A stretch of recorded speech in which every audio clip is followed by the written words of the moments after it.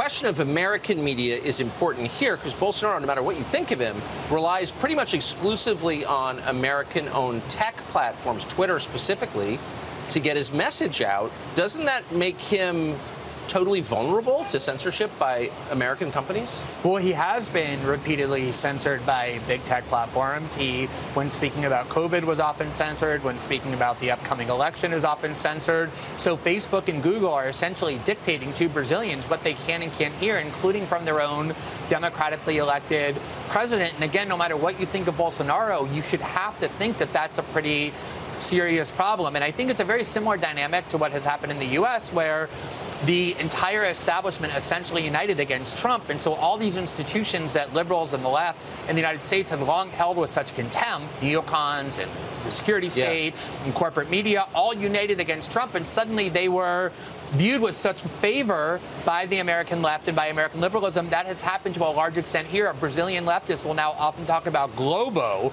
long worst enemy of the Brazilian left, with a lot of gratitude and admiration. Yeah, it's the major media company that has become completely hostile to Bolsonaro because, again, Bolsonaro ran on a platform of anti-establishment challenge and defiance, and that's not what his government is, but just the rhetoric itself has made the establishment turn against him.